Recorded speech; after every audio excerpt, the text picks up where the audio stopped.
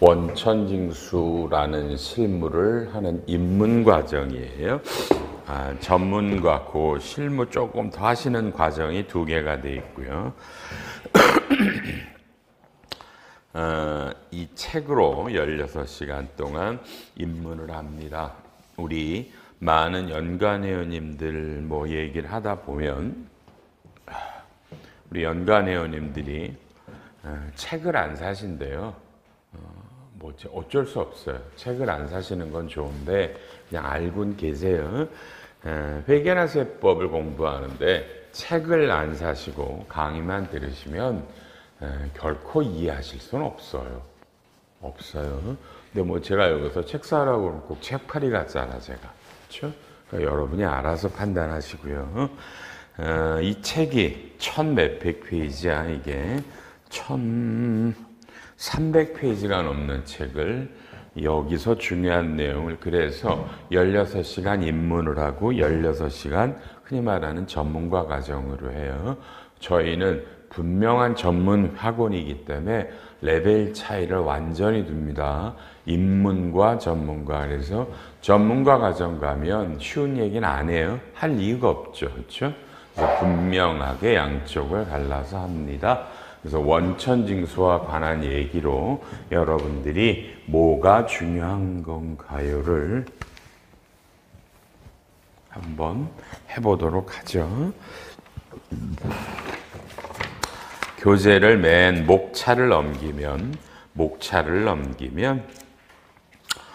36페이지에 여러분 올해 개정된 세법이 나와요.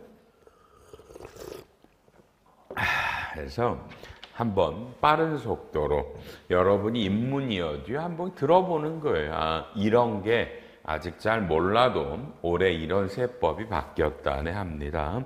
1번 출산과 보육수당의 비과세가, 그러니까 회사에서 여러분이 6살 이하의 어린애가 있어요.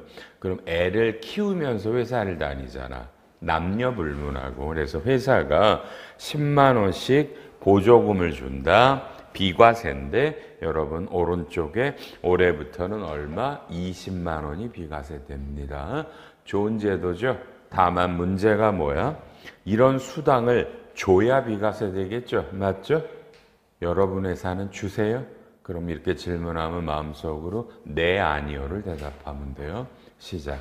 여러분 회사는 이런 보육수당이라는 거를 주세요? 직원들에게 6세 이하 자녀들에 대해서 주시면 올해부터는 20만 원까지 비과세가 돼요. 20만 원까지. 이런 게 세법이 개정이 되는 겁니다.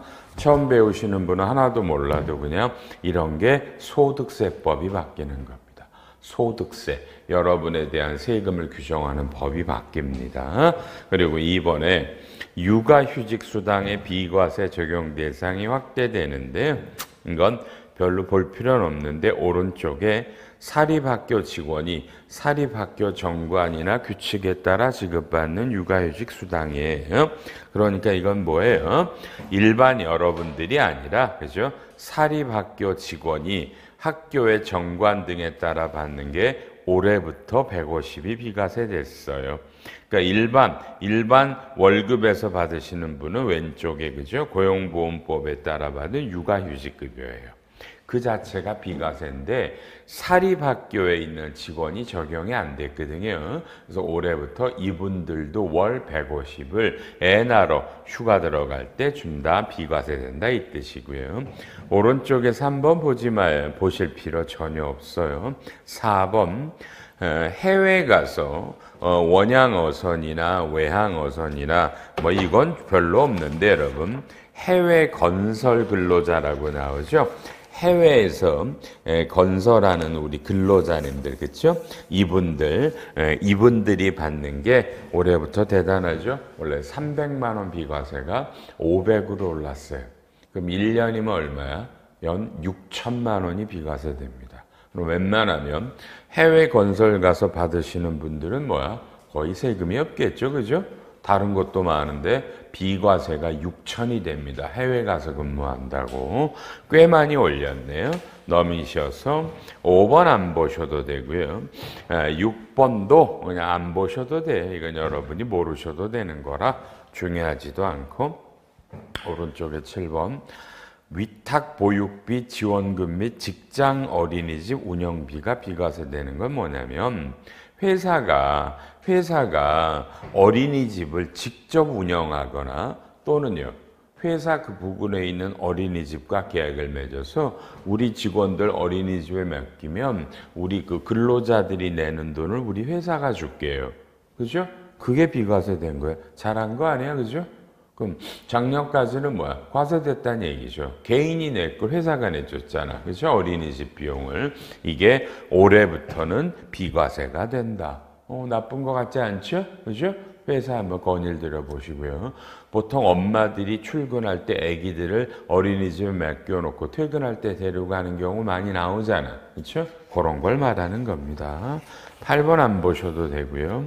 9번은 좀 어렵죠, 여러분에게. 그죠? 이게 연금이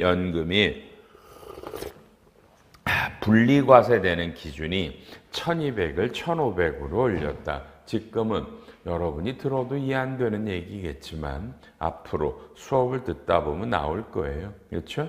한번 나중에 이해할 거라고 보고요. 10번은 뭐 이루 말할 수 없이 중요한 놈이에요. 여러분 뭐 이걸 어떻게 설명해야 될지 모르겠네. 너무너무 중요해서 우리는 이놈을 그로스업이라고 부르거든요. 그로스업이 11%인데 10%예요. 그냥 여러분은 느끼면 돼. 그로스업이라는 개념이 있대.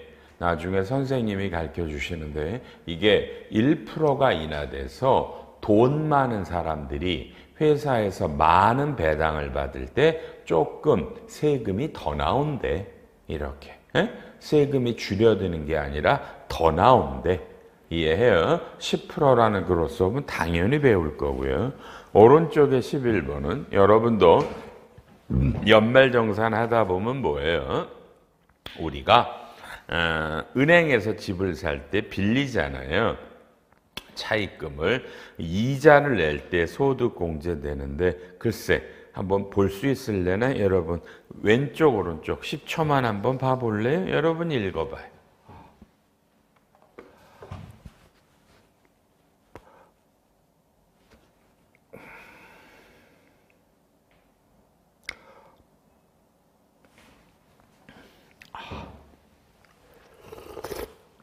하여튼 뭔가 금액이 늘었죠.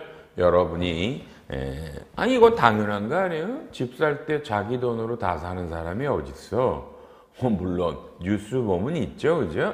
뉴스 보면 이번에도 뭐 강남의 압구정에 100억짜리 아파트를 20대 친구가 전액 다 현금으로 샀다고 언론에 보도되죠. 여러분 현금으로 샀다는 말의 의미가 뭐냐면 그 아파트에 등기부 등본을 띄워보면 은행에서 이렇게 빌려주면 은행이 근저당을 잡거든요. 근저당이 하나도 없는데 명의인이 바뀌었다. 그러면 은행에서 차입 안 하고 다 줬다는 얘기잖아요. 그죠? 그걸 현금으로 구입했다 이렇게 나오는 거예요. 근데 나이가 30밖에 안 됐는데 100억 정도 되는 집은 어떻게 현금으로 샀을까? 궁금하잖아. 더구나 그게 뭐 유명 연예인이 팔아서도 궁금하고 뭐 그러면 이제 뭐 그 친구 하는 말이 뭐 이렇게 장기 차입금으로 한 10몇 억 정도는 빌렸고 나머지 돈은 아버지한테 주식을 받았다고 그러네요. 아버지한테 주식을 받았대요. 아버지네 회사인가 봐. 그러니까 이제 그 아버지 회사를 또 담보로 또 대출을 받았다는 거죠. 그죠? 그러니까 이 사람은 원리금이나 이자 상환액이 어마어마하겠죠. 그죠? 근데 뭐 감당할 수 있으니까 빌렸겠죠. 안 그래요? 뭐 그런 사람이 주변에 사람이 없겠어요? 그러니까 100억짜리 집을 사는데 그래서 아마 굉장히 부잣집 아들이 이런 여러 가지 계획을 세워놓고 샀나 봐. 다만 그러니까 자본주의지만 조금 부럽잖아요. 그죠? 30 먹었는데 100억짜리 집을 사니까. 그러니까 처음에는 얼핏 보면 그 돈을 사는데 그걸 다 증여세 내고 샀을까? 뭐 이런 생각들이 있는 거예요. 그죠? 그러니까 이제 궁금하잖아. 근데 까보니까 그런 여러분 100억짜리 집을 사는 그 부잣집 도련님이 주변에 사람이 없겠냐고 국세청이 조사할 거라는 걸 모르겠어요, 여러분. 그죠? 다 자금 출전해놓고 사는 거지. 그렇고 해서 우리가 은행에서 집을 사고 대출 받으면 요런 이자인데 이자가 뭐예요? 이자 금액이 좀 늘어났죠? 공제 금액이 좀 늘어났다. 여러분에게 유리하다. 그리고요. 이제까지는 어떤 집을 사야 되냐면 그 주택이 기준시가가 5억 이하짜리만 이게 공제가 됐는데 올해부터는 어떻게 됐어요? 6억 이하로 올랐죠? 올랐죠. 그러니까 이제 훨씬 더 많은 혜택이 되겠구나. 그러니까 집을 비싼 집을 사는 건 이 이자 공제가 안 된단 말이에요. 이해해요? 안 되고요. 기준시가는 알잖아. 정부가 정한 집값인데 실제 시세의 한 60-70% 정도 될 거예요. 아셨죠? 그러니까 실제 시세는 한 뭐 6억이면 한 8, 9억, 10억 정도 되는 집을 말할 거예요. 그런 겁니다. 12번 보지 마. 이런 건 어려워요. 안 봐도 되고요. 13번. 자녀 세액 공제가 확대된다라는데 이게 뭐냐면 우리가 어린애들을 이제 태어나면 세액 공제를 해주는데요. 왼쪽에 봐. 하나면 15만 원 애가. 그런데 둘이면 왜 30이야? 15만 원이 2명이라는 얘기잖아. 그죠? 오른쪽에 보면 2명이 얼마로 바뀌었어요? 35만 원. 그럼 이 말은 애가 하나면 15, 애가 2명째부터는 올해부터는 20을 해주겠다는 얘기지. 이해됐죠? 그래서 15, 15, 30이 15, 20 해서 35만 원이 됐고, 그러니까 5만 원, 애가 2명 이상부터 뭐예요? 5만 원이 올라갔다. 이거 뭐 자잘하지만 좋은 거죠. 그죠? 세금으로 5만 원 줄여준다는 얘기가 돼요. 애가 2 이상이 돼야 되겠네요. 14번에 영유아 어린애들에 대한 의료비 세액 공제가 확대되는데 아프면 병원 가잖아. 근데 그 병원에 여러분 왼쪽에 산후조리원이 되거든요. 여러분 산후조리원이 아파서 가는 건 아니잖아. 애 케어하려고 가는데 다 같이 총 급여액이 얼마 이하인 분만 이 의료비 공제가 된다고 그랬어요. 얼마?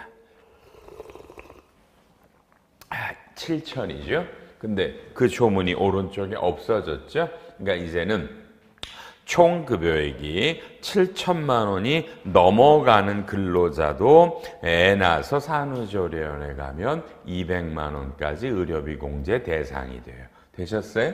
조금씩 좋아지는 거죠? 느끼나 모르겠다. 맞아요?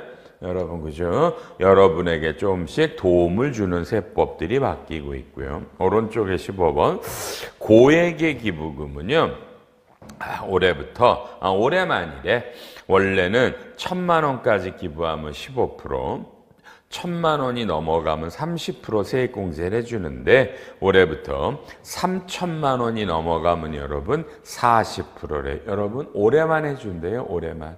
오케이? 올해만 해준대요. 올해만 세액 공제가 40%래. 고액 기부니까 우리랑 별 상관이 없고요.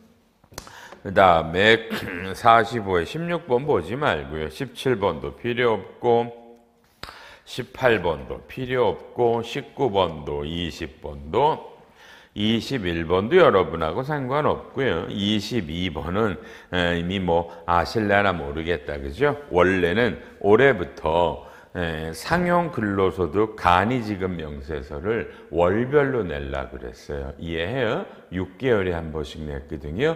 여러분 이걸 월별로 내면 얼마나 복잡해. 1년에 2번 낼 걸 12번을 내니까. 근데 이게 여러 가지 문제로 요 시행 시기가 여러분 잘 됐죠? 2년간 유예됐어. 그래서 올해는 작년하고 똑같이 뭐죠? 1년에 2번 내요. 요건 굉장히 여러분이 좋아하시는 거예요. 간이지급 명세서를 1년에 2번 냅니다. 이번에 가산세 관련 조문도 다 똑같이 2026년으로 연장됩니다. 23번 이건 여러분이 알 게 아닌 것 같고요. 24 간이세액표는 매년 바뀌는 거고요. 자 기억해요. 25번부터 이제부터는 조특법이라는 법이 나와요. 칠판 잠깐 볼까요? 오늘의 수업은 원천징수라는 것을 배우시는데 여러분 그죠? 이건 기본적으로 소득세법이에요. 소득세가 개인들에 대한 세금을 규정하는 게 소득세법이거든요. 이해하셨죠? 그죠? 소득세법을 주로 배우세요. 그리고 모르겠네요. 이 수업을 워낙 다양하게 들으니까 여러분들이 그죠? 어느 정도 세법을 아나 혹시라도 여러분 이 법이라는 게 법률입니다. 법률이니까 뭐예요? 당연히 국회에서 통과되는 거죠. 국회에서 통과가 되고요. 그 다음에 또 뭐가 있어요? 소득세법 시행령이라는 단어가 나오죠. 시행령은 법률에서 너무 구체적인 걸 규정하지 못하니까 뭐야? 그죠? 밑에다가 시행령은 대통령이 서명하면 통과되는 거예요. 여기다가 위임을 준 게 시행령이에요. 이해해요? 너무 자세한 거를 법에다 못한다.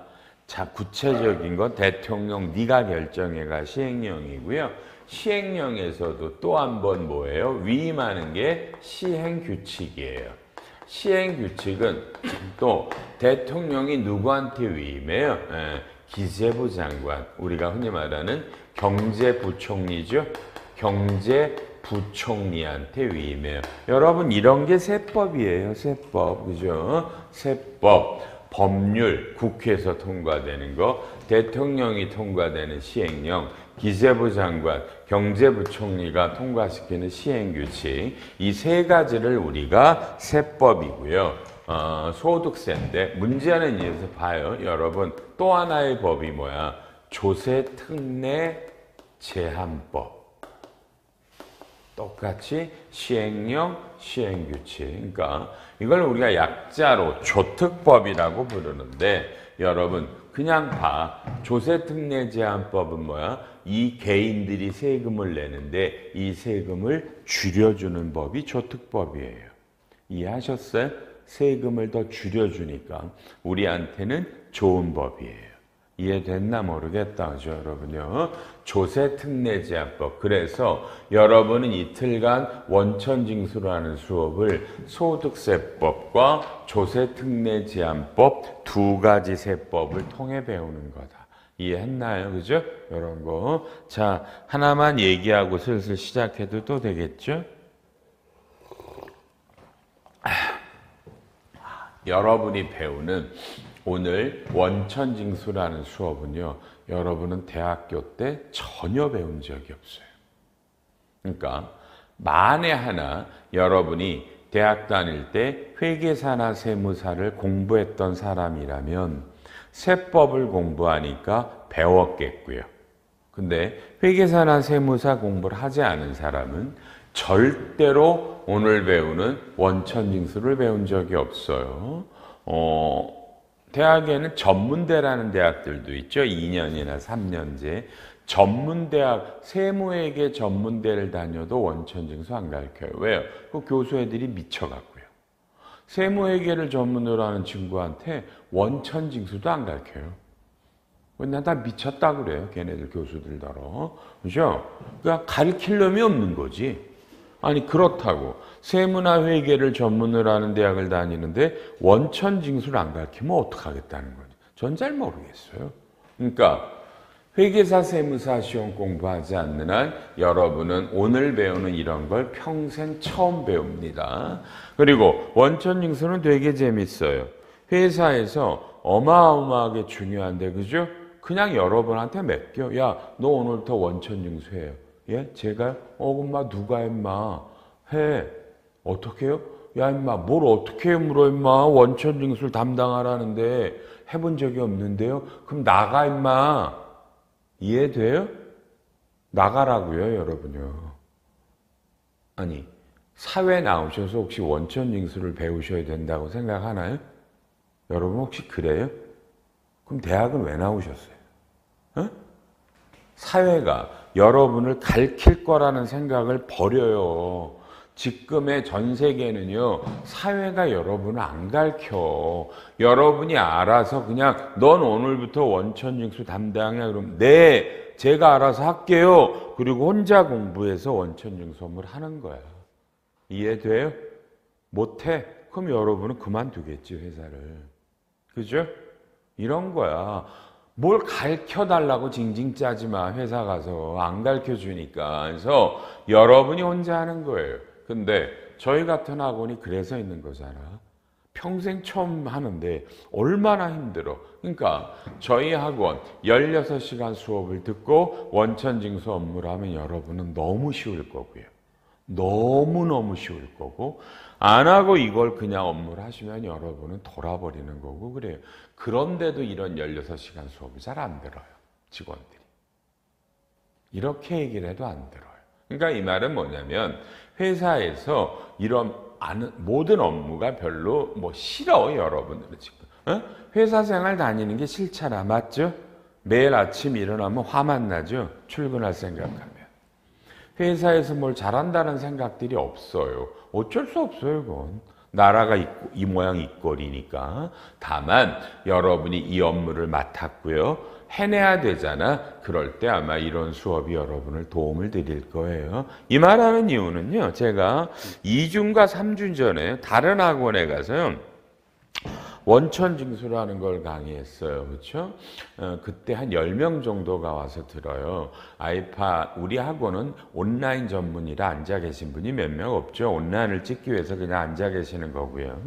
근데 거기는 오프라인 위주라서 사람이 많이 앉아 있는데 웃기죠? 똑같은 이 책으로. 제가 저자잖아. 저자가 이 책으로 똑같이 16시간 하는데 같은 회사에서 4명이 왔어요. 근데 있잖아요. 2명이요. 한 2시간부터 셋째 시간부터 사라져서 안 보여요. 그 친구들은요. 첫 시간부터 칠판을 안 봐요. 손에 핸드폰을 잡고 이러고 있더라고요. 그리고 3시간째부터 없어졌어요. 그 다음 날은 왔어요. 근데 왔는데요. 역시 점심시간 딱 되니까 4시 손 붙잡고 다 가더라고요, 집에. 그래서 그래서 내가 좀 억울하잖아요. 첫 번째 시작할 때부터 강사를 안 보고 책도 안 보니까 강사가 강의를 잘하는지 못하는지 모를 거잖아. 그죠? 걔네 물어보고 싶었어. 아니, 회사가 원천징수 담당이니까 보내지 않았을까요? 근데 왜 수업을 하나도 안 들으세요? 진짜 물어보고 싶었어요. 물어보고 싶었어요. 그래, 학원에 그랬어요. 니네 앞으로 이런 사람 데리고 오면 나 니네 학원에서 강의 안 해, 앞으로. 그랬어요, 저. 그렇죠? 여러분 잘 모르시겠죠? 연간위원들도 원천세 듣는 분이 저를 많이 알려나 모르겠다. 조특법 들어가기 전에, 그렇죠? 저는 이 책의 저자고요. 이항수라는 회계사입니다. 그렇죠? 올해는 회계사를 41년 차 회계사입니다. 41년을 만으로 했기 때문에 회계사 중에 저보다 번호 앞선 사람 몇 명 없어요. 제가 2030번이에요. 지금 회계사가 몇몇 명인데. 그리고요, 이런 강의를 올해로 만으로 35년째예요. 35년째. 35년이라는 건요, 매일 이렇게 8시간을 매일 1년 거의 내내를 35년째 하는 놈이에요. 그러니까 대한민국에서 누구도 제 앞에서 회계나 세법, 실무를 저보다 오래 했다라고 얘기할 수 있는 사람은 없어요. 제가 제일 오래 한 놈이야.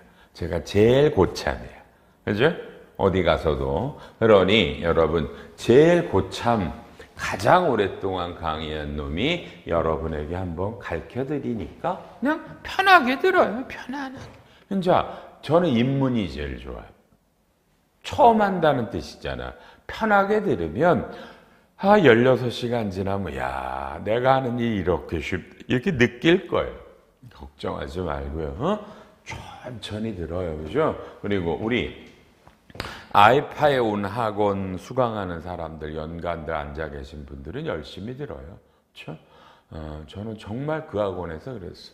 니네 앞으로 이런 식으로 수강생들 관리하고 체크 안 하면 강의를 그만하자. 그렇죠? 제가 그랬다니까. 강의할 수가 없잖아. 쪽팔려서. 그리고요, 또 그 학원에서 또 상법이라는 수업을 했는데 정말 가관이죠.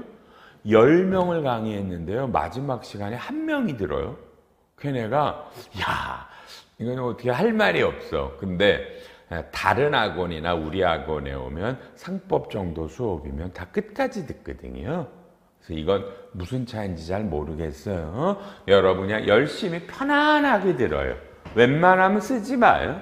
책에다 있으니까 그냥 제가 편안하게 법을 훑어드릴 테니까 알았죠? 원천징수 입문 수업 들으면 그냥 원천징수 업무 맡으면 그냥 날라다녀요. 진짜인지 확인해봐. 날라다닌다고요. 그렇죠? 16시간의 의미가 있을 겁니다. 조세특례제한법은 뭐가 바뀌었나? 간단히 볼게요. 창업기업, 이런 거 하지 마. 벤처 이런 거, 필요 없어. 27도, 28도, 29번도 의미가 없는 놈들이라 30번도, 31번은 중소기업에 취직하는 청년들이 가면 되는데 컴퓨터 학원이 추가된 거고요. 별것도 없고요. 넘기셔서요. 또 하나도 중요한 거 없네. 자, 37, 38, 39. 39는 관심 없죠. 장병 낼 준비금이니까 요건 군인에 간 친구들에는 적금이 비과세 되는 건데 우리랑 상관없으세요. 40번 청년형 장기집합투자증권 없어요. 가입한 사람들. 41번 청년희망적금 만기지급금을 청년도약계좌로 납입이 허용이 돼요. 이 얘기는 많이 들어봤을 거예요. 자, 전 정권, 문재인 대통령 정권에서 청년들을 위해 만든 제도가 청년희망적금이에요. 이해해요? 이건 뭐야? 청년들만 가입해라? 그럼 이자를 많이 depu다 주겠다는 거야. 정부 돈으로. 이해했죠? 정권이 바뀌니까 지금 윤석열 대통령 정권 하에서는 청년희망적금보다 더 센 청년도약계좌라는 걸 만들었어요. 이해해요? 다 청년들에게 인기를 끌고 싶을 거 아니야. 그죠? 그래서 청년도약계좌라는 게 있다. 그 정도만 알면 돼. 뭐 청년희망적금 만기를 도약계좌로 납입했다. 중요하지 않아요. 넘어가시고요. 그 다음에요. 또 넘어가요. 조특법은 44번이 중요하군요. 월세 세액공제를 모르시는 분이 없죠. 월세를 납입하면 세액공제를 받아요. 근데 이게 총급여액이 7천만 원 이하 분들만 월세 세액공제를 받는데 올해부터는요. 총급여액이 얼마? 8천만 원 이하도 받아요. 잘한 거죠? 월세 세액공제 받는 사람이 늘었고요. 이제까지는 1년 동안 낸 월세가 750만 원까지만 됐는데 1000만 원까지니까 올해 굉장히 많은 분들이 월세 세액공제를 추가로 받겠네요. 잘한 거죠? 이런 것도 감만 잡으시면 되고요. 45, 46, 47, 47번은요. 신용카드 공제라는 게 많이 들어봤죠? 신용카드를 쓰면 세금을 빼주는데 거기에서 왼쪽 잠깐 보면요.